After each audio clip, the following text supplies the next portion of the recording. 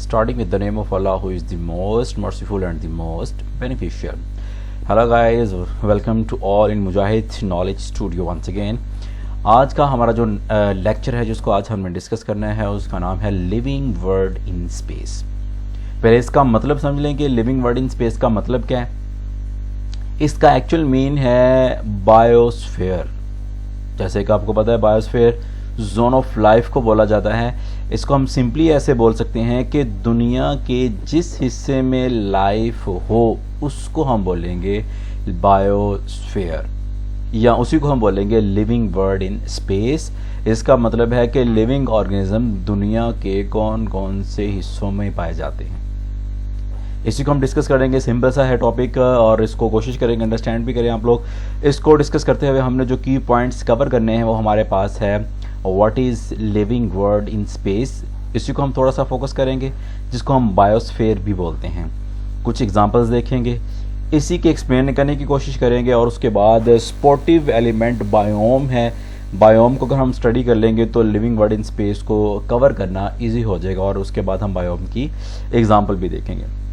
अब थोड़ा सा यहाँ पे देख लें, अर्थ क्रस्ट का वो पार्ट या अर्थ पूरी की पूरी जहाँ पर भी लाइफ एग्जिस्ट करे, खा वो एटमॉस्फेयर में हो या वो लिथोस्फेयर में हो या वो हाइड्रोस्फेयर में हो, किसी भी जगह पे जहाँ पर भी लाइफ एग्जिस्ट कर रही है, वो वाटर के अंदर कर रही है, वो ज़मीन के ऊपर कर रही है या वो एयर में, किसी भी जगह पर कोई भी लाइफ एग्जिस्ट कर रही है, जिस जोन में लाइफ एग्जिस्ट करेगी उसी को हम क्या बोलेंगे, जोन ऑफ लाइफ, या उसी को हम बोलेंगे बायोस्फीयर।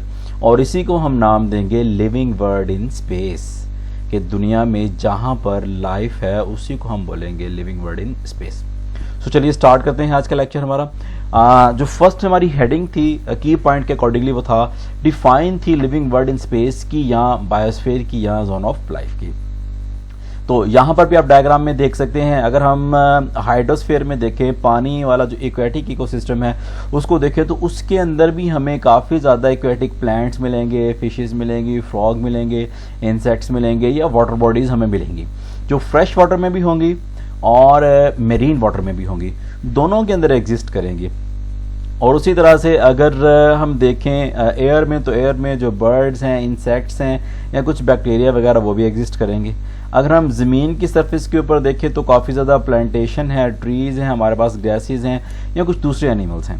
तो ये सारे का सारा एरिया जहाँ पर भी लाइफ एग्जिस्ट करेगी, वो पार्ट अर्थ का जहाँ पर लाइफ एग्जिस्ट करती है उसको हम नाम देंगे बायोस्फीयर का और उसी को हम बोलेंगे लिविंग वर्ड इन स्पेस। इसको हम थोड़ा सा डिफाइन करने की कोशिश करते हैं यहाँ पे।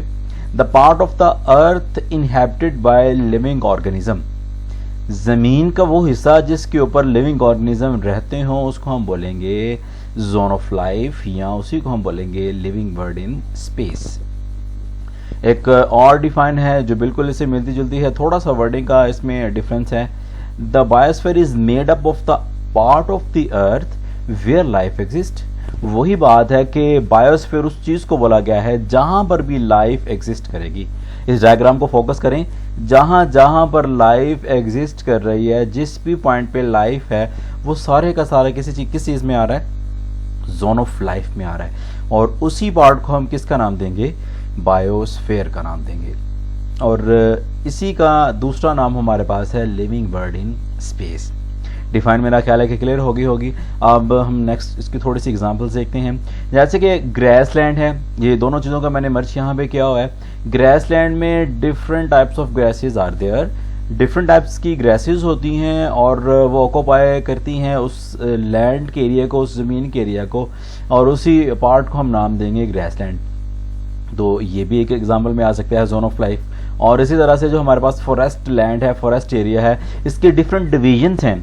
हर एक डिवीजन के अंदर डिफरेंट टाइप्स ऑफ ट्रीज हैं, प्लांटेशन है, एनिमल्स हैं, बर्ड्स हैं, वो सारी की सारी चीज़ें उसके अंदर एग्जिस्ट करेंगी। तो ये भी एग्जांपल है हमारे पास एक जोन ऑफ लाइफ की, बायोस्फीयर की या लिविंग वर्ड इन स्पेस की।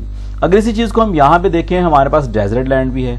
तो डेजर्ट में भी अगर हम देखें तो इतनी ज़्यादा प्लांटेशन तो नहीं होती, लेकिन इसमें भी स्पेसिफिक स्पीशीज़ हैं प्लांट्स की या स्पेसिफिक स्पीशीज़ हैं एनिमल की जो एग्जिस्ट करती हैं। सो इस एरिया पे भी लिविंग ऑर्गेनिज्म एग्जिस्ट कर रहे हैं। इस एरिया को भी हम क्या बोलेंगे, जोन ऑफ लाइफ बोलेंगे या लिविंग वर्ल्ड इन स्पेस बोलेंगे कि जिस पार्ट पे लाइफ एग्जिस्ट कर रही है उसी को हम बोलेंगे बायोस्फीयर। एग्जाम्पल हमने ऑलरेडी डायग्राम की मदद से रीड कर ली हैं, जैसे कि ग्रासलैंड है, डेजर्ट लैंड है या फॉरेस्ट लैंड है। नेक्स्ट हमारे पास है मजीद इसकी एक्सप्लेनेशन करते हैं। एक छोटी सी हमने डायग्राम की हेल्प ली है जो हमें मदद करेगी अंडरस्टैंड करने में कि अगर हम देखें दुनिया के जो डिफरेंट पार्ट हैं, अगर हम अर्थ को देखें तो उसके डिफरेंट सेक्शंस हैं। हर सेक्शन में आपको जानदारों की बहुत ज़्यादा तादाद मिलेगी।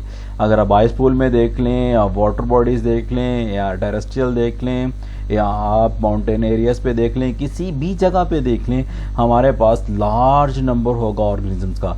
और इसको हम प्रॉपर्ली लिखेंगे, organisms are enormous in size. जो ऑर्गेनिज्म है वो बहुत ज़्यादा तादाद में पाए जाते हैं। और चूंकि ये नेचुरल एबिलिटी है लिविंग ऑर्गेनिजम्स की कि वो रिप्रोड्यूस करते हैं, और जैसे ही रिप्रोड्यूस करते हैं तो रिडक्शनल डिवीजन होती है जिसको हम मियोसिस का नाम देते हैं। और जहाँ पर भी मियोसिस होगी आपको बात क्लियर होनी चाहिए कि वहाँ पर एवोल्यूशन आएगी, चेंजेस आएंगी, जिसकी वजह से सर्वाइवल चांसेस ज़्यादा होंगे। सो हर एक ऑर्गेनिज्म की नेचुरल एबिलिटी है जिसकी वजह से वो रिप्रोड्यूस करेंगे और उसके बाद एवोल्यूशन अपने अंदर लेके आएंगे, जिसकी वजह से उनका सर्वाइवल बहुत ज़्यादा होगा। नेक्स्ट पॉइंट यही लिखा हुआ है, organisms are reproducing and evolving since the time of its origin. जब से ऑर्गेनिज्म है तब से वो अपने आप को रिप्रोड्यूस करवा रहे हैं और एक के बाद दूसरा आता जा रहा है, जिसके रिजल्टेंटली जोन सी ऑर्गेनिज्म की तादाद है वो ज़्यादा हो रही है। अब देखें, ज़मीन का कोई भी पार्ट है, आप हाइड्रोस्फीयर में चले जाएं, मींस कि अगर हम वाटर वाले इन्वायरमेंट में जाएंगे, इक्वेटिक इन्वायरमेंट में जाएंगे, तो वहाँ पर बहुत बड़ी तादाद में फिशेस मौजूद हैं, फ्रॉग हैं, टर्टल्स हैं, टोड्स हैं या इंसेक्ट्स हैं, या बहुत ज़्यादा इक्वेटिक लाइफ यहाँ पे एग्जिस्ट कर रही है। और अगर आइस पूल में चले जाएं तो वहाँ पर भी सर्वाइव करने वाले एनिमल्स हमारे पास मौजूद हैं। और यही सेम के यही जो सा हमारे पास केस है वो हम फॉरेस्ट में भी देख सकते हैं और माउंटेन एरियाज़ पे भी देख सकते हैं। सो दुनिया का कोई भी ऐसा पार्ट नहीं है जहाँ पर कोई ना कोई लाइफ एग्जिस्ट ना कर रही हो। ऑलमोस्ट हर जगह पर दुनिया के हर हिस्से में कोई ना कोई ऑर्गेनिज्म एग्जिस्ट कर रहा है। इसको स्टेटमेंट की फॉर्म में लिखेंगे, today almost all part of the world are abundant in living organisms. अब जो वर्ल्ड हमारे पास है, दुनिया है हमारे पास, ज़मीन के ऊपर दुनिया ऑलमोस्ट हर जगह पे है। और ऐसे एरियाज़ भी हैं जहाँ पर living organisms specially humans exist नहीं कर पाते, लेकिन वहाँ पर कोई दूसरी स्पीशीज़ होंगी, प्लांट की होंगी या कोई एनिमल की होगी या फंजाई की होगी या बैक्टीरिया की होगी जो वहाँ पे एग्जिस्ट करेगी। अब नेक्स्ट थोड़ी सी और हम देख लें एग्जांपल। हमारे पास जो उनसे बायोम्स मैंने ऑलरेडी नेक्स्ट हम डिस्कस करते हैं बायोम्स क्या हैं। अब ये देखिए, हमारे पास फॉरेस्ट की काफ़ी ज़्यादा टाइप्स हैं और हर एक जो फॉरेस्ट की टाइप हमारे पास है वो एक बायोम की तरह एक्ट करेगी। अब इक्वेटिक सिस्टम हमारे पास भी हैं, वो फ्रेश वाटर भी है और मेरीन भी है, दोनों एग्जिस्ट करेंगे और ये भी बायोम से रिलेटेड होगा। फॉरेस्ट है या डेजर्ट है या प्लेन एरियाज हमारे पास हैं, हर एक जगह पे लिविंग ऑर्गेनिज्म एग्जिस्ट करेंगे। उनकी एक लार्ज कम्युनिटी होगी, रीजन वाइज होगी, जिसको हम बायोम का नाम देंगे। नेक्स्ट स्लाइड पे हम देखते हैं बायोम्स को किस तरह से हम डिफाइन करेंगे। अब एक और मेन चीज़ जो यहाँ पे बताने वाली है वो ये है, the major type of plants determines the other kind of plant and animal. अब यहाँ पे ये लिखा हुआ है कि जो मेजर प्लांट हैं वो दूसरे प्लांट या एनिमल की लाइफ को डिटरमिन करने में इंपॉर्टेंट रोल प्ले करते हैं। फॉर एग्जाम्पल, अगर ये फॉरेस्ट लैंड मेरे पास है तो ये वाले जोन से हमारे पास फुली ग्रोन फॉर्म में, फुली डेवलप फॉर्म में ट्रीज हैं, इनके नीचे छोटे छोटे और दूसरे श्रब्स वगैरह भी होंगी। सो उनको फूड मिलना और इनको फूड मिलना डिपेंड करता है इन दोनों की अपटेकिंग एबिलिटी के ऊपर। अब चूंकि ये वाले फुली डेवलप हैं तो सूरज से आने वाले जो रेज हैं या ज़मीन के अंदर इनकी जो रूट्स हैं वो ज़्यादा डेप्थ में होंगी, तो वो एब्जॉर्प्शन एबिलिटी भी इनकी ज़्यादा होगी, जो लाइट की एब्जॉर्प्शन है वो भी इनकी ज़्यादा होगी, स्पेस को कवर करने की एबिलिटी भी जो बड़े प्लांट हैं, मेजर प्लांट हैं, उनकी ज़्यादा होगी। सो इसी की वजह से जो दूसरे हमारे पास सर्विशियस प्लांट्स हैं उनकी तादाद कम होगी। दूसरा जो मेन फैक्टर है, किसी भी तरह का हमारे पास बायोम है, इकोसिस्टम है, कुछ भी है, हर एक ऑर्गेनिज्म की बेसिक नेसेसिटीज हैं और वो है फूड, शेल्टर और स्पेस। अब बेसिक नेसेसिटीज़ में भी सबसे पहले हमारे पास फूड आ रही है कि फूड होना चाहिए, खाना होना चाहिए। सो जहाँ पर भी इकोसिस्टम डेवलप होगा या कोई भी बायोम डेवलप होगा तो वहाँ पर फूड को प्रोड्यूस करने वाले प्रोड्यूसर मस्ट होंगे, और उन प्रोड्यूसर्स को हम बोलेंगे प्लांट। वो हमारे पास प्लांट्स हैं, किसी भी फॉर्म में हो सकते हैं, ट्रीज की फॉर्म में हो सकते हैं, या हमारे पास क्रॉप्स की फॉर्म में हो सकते हैं, फ्रूट्स की किसी भी फॉर्म में हो सकते हैं। अब जो बायोम्स हैं उनका जो मेजर फूड प्रोड्यूसिंग एजेंट है, एंटिटी है, वो हमारे पास प्लांटेशन है, इसलिए ये पॉइंट लिखा हुआ है the major type of plants determines the other kind of the plant and animal. अब जौन से प्लांट यहाँ पे सर्वाइव करेंगे उन्हीं के अकॉर्डिंगली जो उनके ऊपर फीड करने वाले इंसेक्ट्स हैं वो भी होंगे, उनके साथ स्टे करने वाले एनिमल जौन से हैं वो भी स्टे करेंगे, और उनके साथ जो स्टे करने वाले बर्ड्स हैं वो भी इनके साथ ही एग्जिस्ट करेंगे, स्टे करेंगे। सो एक प्लांट है और ये खुद फूड का सोर्स भी है, प्रोड्यूसर भी खुद हो गया, और इसी के साथ रिलेटेड जोन से एनिमल्स हैं वो भी स्टे करेंगे, इसके साथ बर्ड्स भी स्टे करेंगे, और a large community of insects also stay with these plants. In plant के साथ जो इंसेक्ट्स की कम्युनिटी है वो भी एग्जिस्ट करेगी, और साथ साथ बैक्टीरिया भी करेंगे, फंजाई भी करेगी, वायरसेस भी करेंगे। सो नेक्स्ट हमारे पास कौन सा है, अभी मैंने ये थोड़ा सा बायोम का बताया था, जो मैंने बोला था कि नेक्स्ट स्लाइड पे देखेंगे। नेक्स्ट यही पॉइंट लिखा हुआ है the distribution of organisms in A space can be studied through biome. अब कहाँ कहाँ पर कितने कितने ऑर्गेनिज्म हैं, कौन सी पॉपुलेशन की तादाद कितनी है, कौन कौन सी पॉपुलेशंस हैं, वो सबको हम स्टडी करने के लिए एक स्पेसिफिक चीज़ हमारे पास है, जो एक हमारे पास आइडियोलॉजी है, जो हमारे पास पैरामीटर है, वो है बायोम। हम बायोम के थ्रू इनको स्टडी करते हैं, इनको अंडरस्टैंड करते हैं। सो देखते हैं कि बायोम क्या है, चलते हैं नेक्स्ट। बायोम क्या है जी, जो बायोम है इसको हम डिफाइन बाद में करते हैं, पहले देख लेते हैं। अब ये हमारे पास एक फॉरेस्ट है और उसके साथ ही मैंने मर्ज किया हुआ है ग्रासलैंड को। अब जो सा ग्रास लैंड है उसमें काफ़ी ज़्यादा ग्रासेस की पॉपुलेशंस होंगी, तो वो अलहदा से एक कम्युनिटी बनाएंगे।